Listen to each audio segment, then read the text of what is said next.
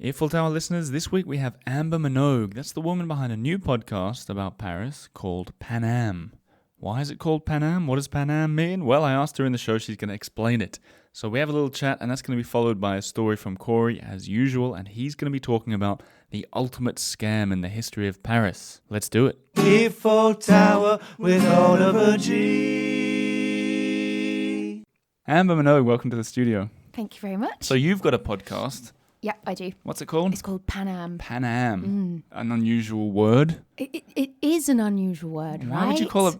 First, before we even get into anything, why would you call a podcast about Paris Paname? Good question. That's a very good question. Thank you.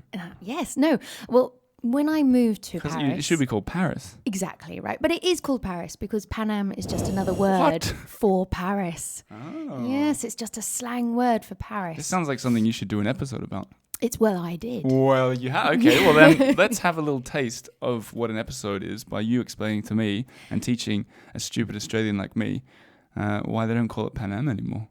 Well, they do call it Paname. You see Paname all over the place. There's a comedy club called Paname and various things called I Paname. live very close to that place. Do you? Yeah. I sometimes perform there. Really? Yeah. Oh. Yeah. With Luke, who was on this podcast. He sure was. And Luke Paul. Thompson. And Paul, who was on this podcast. Yeah. You guys all performed there. We do. Oh.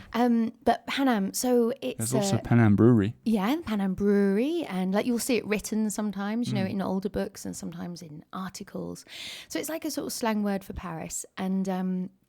the reason I wanted to call the podcast Paname rather than Paris is because a podcast is about, well, I mean, not like unknown facts about Paris, but sort of quirky things or just things I find interesting. And this is actually one of the things I found quite interesting because when I moved to Paris in 2001, I didn't speak any French and it was really hard because you know what it's like. I sure do. I'm still at that stage. Oh, it's so hard, so hard.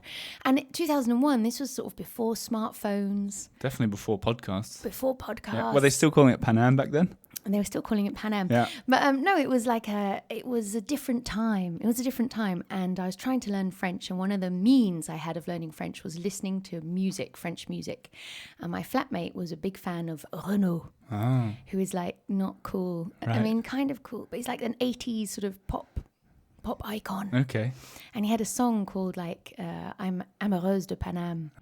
Moi suis amoureux de Paname, du béton et du macadam. And I had no idea what it meant. And I couldn't just look it up on my smartphone. So I was looking in dictionaries and I couldn't find it. And I was looking. And then finally I asked him, I was like, what's Paname? You asked Renaud? Not Renaud, sadly. You asked my housemate. What I does asked it my mean? housemate. Yeah. I was like, what does it mean? He's like, it means Paris. And I was like, what? And so it's kind of stuck with me a little bit, like my journey for discovering what Paname meant. And, you know, I've been here a really long time and also discovering, you know, about Paris and what Paris means to me. Yeah. Kind of like one of those people that writes books about Paris. You're Yeah. obsessed. Are you obsessed? I am obsessed. There should be a word for people that are obsessed with Paris. Is there one? Like Paraphile? Yeah, no, that's getting into dangerous territory. Sounds wrong. Panamophile. Panamophile. Yeah, but that's so. What you just said was like a sort of 20-second version of what an episode might be, where you actually do the proper research and you explain these kind of maybe unknown things about Paris that. Yeah, like stories which are sort of interesting or a little bit unusual or just dig a little bit deeper.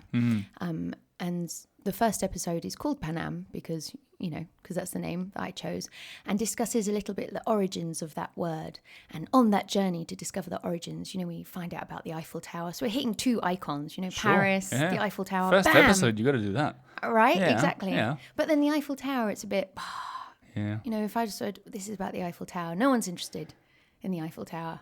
Apart from all the tourists who come here. But no, the Eiffel Tower feels boring to us. So it's like this what I'd call the second visit to Paris. Yeah. You come on your first visit, you go to the Eiffel Tower, you go to the Louvre, you do all the lining up, and then you come back, you've done all that stuff, suddenly the whole city is open up to you. Exactly. The second visit, the difficult second visit. Yes, exactly. Right? Yeah, the better second visit. Right. You just have coffee and ice So cream. that's cool. So what made you want to start a podcast? I hear they're in these days. Yeah, Yeah. everyone's doing them. There are a lot starting Everyone's but doing honestly, them. about Paris. It's becoming a bit of a thing. About podcasts about Paris. Are there others? I Well, mean, there's apart mine from and mine yours. and yours? And Luke's got one. It's not really about No. Paris, but But there are other ones. Lindsay Tremuda, who's been on the show before, has one called The New Paris. Mm-hmm. So there's a few going around. Well, I think podcasting in France is becoming a little bit, because like finding podcasts in French is quite difficult, I find, which are not just like radio programs, and they're doing the podcast version. And I'm feeling like slowly there are becoming more interesting and diverse podcasts in French. So the podcasting to French people is becoming a bit more of a possibility. Do you think the French people will listen to your episodes? I think it's for French people. Like I think the ideal audience are expats who live in Paris, like people who like Paris or have visited Paris. I think we got a few of those listening to this. Yeah, exactly. Or even French people who live in Paris, because a lot of my friends who are French, I've told them the stories from the podcast, and you know, they didn't know what it was about. And I try not to make them too long, you know, between 10 and 15 minutes. So, you know, you can, you know, like a sort of bite size. Like an allongé. Yeah. Like you just have it at a cafe and get on with it. A little of history. Yeah. So tell me another story then. Well, I didn't finish telling you about Paname. Sorry, but... I'll tell you another story. Okay. No, go on. Give me a bit more about Paname. Well, no, briefly, because it's like, where does the name come from? Yeah. And it comes from, you know, the Panama Canal scandal. Sure. Yeah. Of course you do, Yeah. right? Yeah. It's like, how are they going to build it? How are they going to build this like canal? Right. And then loads of people lost all their money here in Yeah. France. And Gustave Eiffel tried to save the day and it didn't work. And so everyone What was he talking like? about We it. don't need a canal, we need a tower. He was like, exactly. Yeah. Well, he was there. He was the man of the moment. He'd just built the Eiffel Tower. Right. And they were like, what can we do, Gustave? Save us. We can't build the canal. And he tried to sort of step in. It didn't work. And so everyone was talking about Panama and the Panama Canal scandal. And then all the sort of workers came back from Panama wearing the sort of Panama hat. The Panama hat. And it kind of is a sort of mix up of this word like Panama, Panam. Imagine if they were all wearing sombreros. I know, Paris could be, you know, also known as sombrero. sombrero. Yeah. Lucky it's not, huh? No, Panam. Well, that's pretty fascinating. So that's so another story. Well, a story which is quite fun is the Egyptian mummies buried under the Bastille column. What? I know, Really? right? So for those people, the people who are listening, going, what is the Bastille column? It's the big column in Bastille, isn't it? At the roundabout. Yeah, exactly. You know, you go to Bastille and Yeah. you think it's definitely going to be a prison here. The Bastille, nothing of. Everyone who lives in Paris knows that. They know that there's the column, the big column, the July column, which remembers a revolution, but not the 1789 revolution. So all Parisians are like, yeah, know that. You're not telling you're not telling me anything I don't know, Amber. But I'm like, did you know that there are actual Egyptian mummies buried underneath? What do you mean buried? Like, can you see them or are they just You can't buried? see them. Buried? So how You do you know can't they're see them. there? Well, you know, how do we know anything? It's True. written about in books. you know, Yeah, you've got to true, believe true. something. Yes, you're right, Yeah. Amber. Okay, It's history. that's pretty cool. So Oliver. why are there Egyptian mummies buried at the Bastille column? Well, there was after the 1830, you know, the glorious days. Louis Philippe decides The Roaring '30s. The Roaring 30s. Yeah. Louis Philippe, you know, he's the new monarch. He decides to sort of honour all those people who fought and fell in that revolution and move their bodies to be buried underneath the column. And a lot of them had fought around by the Louvre and they died there. It was July, it was hot, they were buried quite quickly. And when they dug them up, they didn't realise that they actually dug up 2 Egyptian mummies which had been given to France from Egypt to Charles X, you know, just a few years earlier. And they hadn't done so well in the Louvre, in the sort of damp, dark Louvre, and they'd started to rot. So they decided it was best to bury them because they weren't doing so well. And so when they dug up all the sort of bodies of the revolutionaries, they accidentally dug up the mummies and buried them over there too. Wow. So, like, you know, it's a fun Pretty cool, story. yeah. And for people listening at home thinking she's just reading off Wikipedia, she ain't reading. I'm not reading. How are you remembering all this? Do you do tour guide work or something? I do tour guide work, and this was part of the reason I started the podcast, because I love to buy books about Paris. There are a lot, history books, not books about experiences. No. Although and some of them are quite good, and we've had loads of those kind of guests on the Earful Tower. there have been some. Lily's my friend, you know, Yes. she wrote one. Hang on, which you mean Lily Heisey? Yeah. Yeah, she's been on the show too. I know. Yeah, all right. Wordplay. Yeah. I listen to your show, you know. Cool. But I love to buy books about Paris, and I do tour guiding. But the problem is there's so many books and so many facts, you kind of forget them unless you can do something with them. So I wanted to be able to do something. But also there are so many interesting stories. And when you're taking people around Paris for the first time, you only have time to tell them so much. And there are so many sort of interesting and quirky, unusual stories, you know, like the morgue that used to be behind Notre Dame. You know, you take people to Notre Dame, there's so much to learn about Notre Dame. You don't really have time to be like, oh, and by the way, there used to be a public morgue back here too. This was a bit gross. But, you know, there's these great stories which you don't get an opportunity to share when you're doing a visit. So I Sure. kind of What do you reckon about doing a podcast where you do a walk around Paris and you point out everything that you see, and then the people listen to it, follow your steps? So you go, okay, we're going in this street, turn left here. So like a walking tour Yeah. podcast. Does that exist? I don't know. It might do. Let's it do might one. do. What, walking tour Yeah. podcast? All right, we could So try. you do the walking tour, and Oh I'll comment on things. And you'll comment on We'll things. we'll do like a 40-minute walking tour. Do you want to do it? Yeah. That'd be pretty Sounds fun. good. Yeah, it'd be great. Yeah.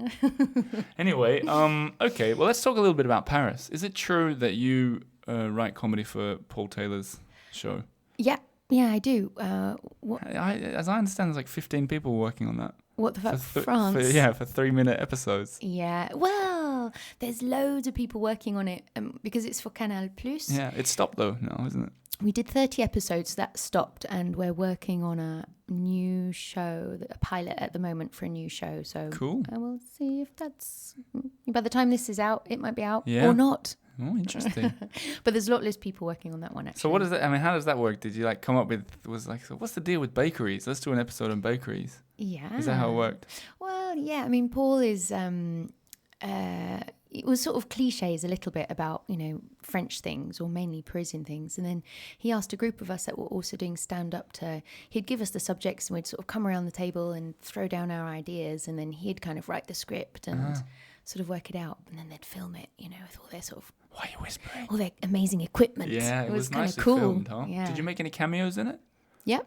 Really? Yeah. What was your best one? My best one? Oh my God, I think I was only in one or two. Okay, that makes it easy to choose. We don't think we just did it one day because it's a really long day filming. Sure. And they're just filming Paul and you're just like standing on the side. Then they're like, okay, woman one, walk past. Don't talk to me like that. I'm Amber of the Paname podcast. Exactly. Yeah. So we just kind of went to give him some support. Oh, And we that's went cool. on this, me and Luke went on a really, really cold day and just sort of hung out for hours and hours, and then walked across, I think at the post one. He was talking about post offices right, yeah, sure. or grève or something. I can't remember. And you just did a walk by. We did some walk-bys. Yeah. I feel like the life of an actor, much like the life of a model, is not as glamorous as it seems with the long shoots. What do you reckon? Definitely. Mm. I suppose it depends how important you are. Have you ever seen people filming movies around Paris? All the time. Yeah? I've never. What? Yeah, where are you seeing all this? All the time. Yeah, but where? You need to know what to look out for. Okay. Camera. Cameras are a dead giveaway. No, it's not that. I used to work doing some filming for TV and films, and it's the preparation. You know, it's those big vans, you know, with all the equipment, and then they put out the cones. You know, getting the road ready. These are just traffic accidents and stuff that They're you're not talking about. traffic accidents. You know, you've got to look out, and then you'll see the makeup truck, and you'll see the sort of like food stuff. So they're often inside, like in an apartment. Now that you mention it, the other day on my street there were about 8 trucks around, and I went up to them and I said, "What do you? Has something happened? What are you doing?" And the guy says to me, it was in French though, but he says, "We're filming a movie." And I said, "Really? What is it? Hollywood?" He goes, "Yeah, Mission Impossible 6." Yeah, Tom Cruise was just here. Well, I said, "Really?" And he said, "No, just kidding." Oh. So I don't even know if it was a movie set. They could have just been bringing in like the daily bread at the bakery around the corner. I don't trust these Parisians. You recognise the film trucks if Yeah. you know what you're looking for. They're all around Paris the whole time. So what's coming up on the podcast? It gets a bit dark. Why? I don't know. It's because I love true crime podcasts. Oh, okay. So I Like found Serial, myself- S-Town. Yeah, Yeah. stuff like that. But Yeah. then I find myself drawn to the dark side of Paris, you know, like I've just done one about the morgue, and then I've got some other ones coming up about serial killers and the guillotine. They should be released soon, and I can't help They myself. maybe already are released if They we may- release this in the future. Yeah, they probably are, because they're like waiting to go. Ah, they're cool. like they're sort of ready to be released any day now. Okay, But yeah, so I found myself being drawn to the darker side. I like it.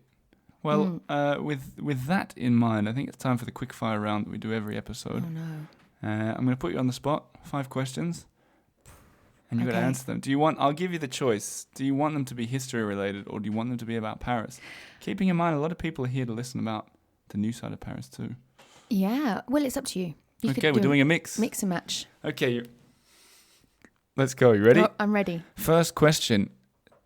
What is the darkest of the dark side of Paris, historically speaking? What is the darkest of the dark side of Paris? Quick fire. Women. Women? Women have had it bad Oh. all the way along. What do you mean? Yeah, they just have a terrible time. You were going to say shit. I was, and I cleaned it up for your podcast. Thank you. Yeah. Thank to you. avoid you beeping. Yeah. We don't beep. They just had a hard time. Like I think women just have had a hard time throughout history. You know, they're forgotten, their contributions overlooked, and so that is something in the podcast that I'd like to deal with. You know, bringing out those forgotten women, like Louise de Bétheny. You know, this great World War I spy. Who is she? People don't know, and yet you know. So few roads in Paris are named after women. Exactly, and there was that sort of there's that great book written. You know, the Rue de Salaud. Don't know about that. Street of Bastards. What? And it's just full of like street names, and it's like this street is the name of this person, even though they were a total bastard. Oh. And when you look at it, it is mainly men. So I think if there was more women, they'd have nicer. Feminists pulled a stunt a few years ago where And they changed they the went around names, changing all yeah. the names. It's a good idea. Yeah, it's pretty cool. Yeah. Quick fire round though. Sorry, quick. What is the best cafe in the whole goddamn city? What is the best cafe in the whole goddamn city? For me, it's Marcel and Clementine.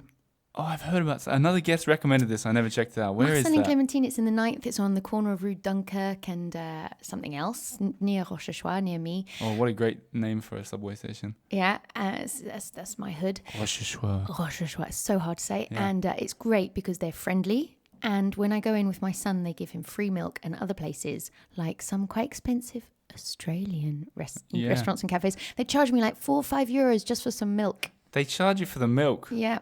You can name and shame if you want. KB. KB charges you for the milk. That's not Australian anyway, by the way. Well, sorry. I think it's got some Australian background to it. Yeah. And KB is short for Kookaburra. I mean, But they charge you for milk? they do, and it's expensive as it is. God, what Their milk are they coffee's buying? nice. Maybe it's like yak milk. Probably. Yeah, just ask for normal milk next time. Yeah. Okay, 3 more Okay. questions. You mentioned books about Paris. Give me a good history. I never read history books, but I'm going to read one, the one that you recommend right now. Okay, a really good history book about Paris. Let's think. The 7 Ages of Paris by Alistair Horn. Okay. Really good. As in, it's a French book. No, it's in English. Okay. And it's about the whole sort of history of Paris, and I think it's great. Cool. Okay, 2 more questions. Best walk in Paris. Best walk Yeah. in Paris. Answer it however you like. Good question. Need I mean, an answer. I like the Marais. The Marais. Yeah, it's nice to People walk watching, around. good coffee, Yeah. cheap milk. Yeah. Okay, last question. What is your favorite French word and why? My favourite French word and why? Oh my God, what a question. Serrurier. Serrurerie. Because it's Yeah. really hard to say. As in locksmith Locksmith, or yeah. like locksmithery? Both. Serrurerie, serrurière. Yeah, one of those. They're Yeah. all good. Yeah. It's a hard word to say. Like Rochechouart. Like Rochechouart. Yeah, good word. Yeah. Okay, well that's it. You've been Amber Minogue. I've been Oliver G. Yes, you have. And this is the Earful Tower podcast. Check out the Paname podcast. It's just called Paname, right? Paname. There you go. iTunes, everywhere you find your podcast. Yep, exactly. There you go. Thanks you. for being on the show. Thanks for inviting me. So that was Amber Minogue. We're wrapping things up, but we have 5 minutes left. Hello, what's that? Hey! Someone asked for a story? I asked for a story. Maybe you didn't, but and you're you getting deserve a jingle. It's a Corey story. Oh, the jingle. I'll Always happy shut to the hear door. First things first, Corey Fry, Yes, hello. a French fry in Paris, or as I call you, a pomme frite in Paris. You've never called me that in your No, life. just behind your back. Nice improvisational skills. We've just had Amber Minogue. Yeah, she's see cool. her? I saw her. I saw her outside on the stairs. All right, okay. Which level? Just right here. Yeah, okay. So she's lovely. You didn't see her on the steps. You're 10 minutes late, Corey. Tell the truth. You asked me to say that I saw her. Yeah, I did. So I'm saying that I saw her Fair enough. on the 5th level of the staircase of the building. Did you come in with a story? Yeah. You had to think about that. I was worried that maybe you forgot. I'm not just here for my good looks. Oh, wow. Face for radio. That's what people have been saying on the street about us both. Charming. Oh boy. Well, I know I've been listening to some of Amber's podcasts, and she really likes to delve into, the sort of macabre and the criminal minds of Paris and the darker side. So I thought I would have some fun, and I want to ask you a question. Oh, here we go. Quick fire round? Not exactly. No, just no. a question. But if you were one of the most brilliant criminal minds in Paris, and maybe you are, I don't know. I'm not going to comment Maybe on there's that. a side to you that I don't know about. If you were one of the most brilliant criminal minds and you were looking, if you were looking to pull off the ultimate scam in Paris, what would you do? Any idea? Where would I begin? I would sell real estate in Père Lachaise. Interesting. Yeah. You're not too far off from my story, because there was a gentleman who was one of the most notorious scam artists in the world, okay? Looked for by all the police of the planet. His name was Victor Lustig. Okay, let me tell you about Lustig. Hang on, let me tell you something first. Yeah. Lustig is Swedish word for funny. Well, Lustig. there you go. And this story, I didn't know that. Did I just ruin the whole story? No, not at all. Okay, good. But that's Whew. interesting, Lustig. You're just showing off your No, but it just linguistic came skills. Came straight to me. Well, there you go. Well, so you can tell me if this story is funny or not. It certainly wasn't funny for one guy involved. Oh, dear. So Lustig in 1925, he's this notorious criminal, okay, one of the most dangerous scammers, fluent in 5 languages, had dozens of aliases, oodles of charm and charisma, sort of like you, Ollie. Well, 3 languages. You really like to point that out, don't you? The 3 languages thing. So what happened is he was even described at one point by the police. They once said that he was as elusive as a puff of cigarette smoke and as charming as a young girl's dream. Wow, I really like that. Yeah, isn't that nice? Yeah. That's poetry. Yeah. So let me tell you what Lustig did. It's 1925. He's in Paris, Czechoslovakian guy. Okay. Nothing against the Czechs out there. No? He's in Paris looking for his next big scam, and he decides to put to himself the biggest challenge of any criminal mastermind. He's going to try to sell the Eiffel Tower. Oh, okay. So how do you go about selling the Eiffel Tower if you, in fact, do not own it? It's actually deceptively simple. All he did was he made up fake stationery and documents that claimed he was a high-ranking city official, rented himself a limousine, and he invited 5 or 6 scrap iron dealers from the Paris region, and he brought them in this beautiful hotel at Place de la Concorde, and he wined and dined them, and he said, listen, guys, I brought you here to this dinner. It's very hush-hush. You've all been specially selected. The city is planning to dismantle the Eiffel Tower, which, by the way, was totally false, but that's what he's telling these guys. And he said, they're keeping it all hush-hush because they don't want the public outrage, but you have been chosen to offer your bids to purchase the iron of the Eiffel Tower. Oh. So what did he do? Well, he sent the guys back home. He chose the most gullible one, a guy which, by the way, his last name was, of all things, Poisson, Fish. the fish. April fish. April Fool. There you go. Yep. So the fish took the bait, as it were. Hey. Da-dum-bum. And so And so, long story short, the Lustig, the scam artist, says to the guy, he says, listen, you got to give me the money, but also a bribe, like a little bit extra cash could help grease the wheels. And so Lustig gets not only the money for the Eiffel Tower from this guy, but also the bribe money. And of course, he takes off. He runs away with it. And so, oh, wow. But the story doesn't end there. He goes off to Vienna, okay? He's checking the Paris newspapers every day, and the victim doesn't go to the police. He's too embarrassed. So what does the scam artist do? He comes back to Paris, and he does the same thing again. He sells the Eiffel Tower a second time. Oh, my goodness. Can you imagine Hopefully not to the same Poisson. Not to the same fish, no. Oh, man. So he goes down in history as selling that tower not once but twice. You know what I would have done, Corey? Yeah, tell me. I would have taken everyone's bid. All 5 of them, or all 6 of them. Yeah, because you're sick and twisted. I mean, this guy at least had a bit of a conscience. Well, you asked me what I would have done. Unbelievable. Yeah, He had no Can never conscience. trust He came Aussies. back twice and sold it. Yeah. That's ridiculous. So what did he sell it for? Well, there's a rumor that the price, the going asking price back in the day, 1925, was about 100,000 francs, which translates in today's money as about €500,000. Smart man. Now, that was actually a bargain because there's an Italian company that estimated the current value of the Eiffel Tower today, and they estimated at about €500 billion. In scrap or as a... No, just as a monument, like its Wow. value as a monument. Well, that was interesting. Mr. Lustig or Lustig. Yeah. Czechoslovakia. Czech. It's a Czech name. It's a Czech name. It doesn't sound Czech. It sounds Swedish or German to me. But it is a fun story. I'll give you that. Sold the Eiffel Tower twice. Sold the Eiffel Tower twice. Well, there you go. Keep that in mind if you want to do one of Tori's tours. If you want to do one of Corey's You're tours. drunk right now, aren't you? Yeah. If you want to do one of Corey's tours, he's a French fry in Paris. You can find him all over the place. We always link to him on our blog, the Earful Tower. Do your subscribing, do your liking, and you're still giving them VIP service when they come on the tour and mention the Earful Tower? Oh, of course, yeah. What do you do for them extra? Well, they've got to come and find out. There are essential oils involved and massages and Whoa. the whole 9 yards. That's why I'm not doing one of your tours. Thanks for coming in, Corey. Let's end it there, and we'll see you in 1 week's time. Looking forward to it. See you then, buddy. Bye. Eiffel Tower with Oliver G.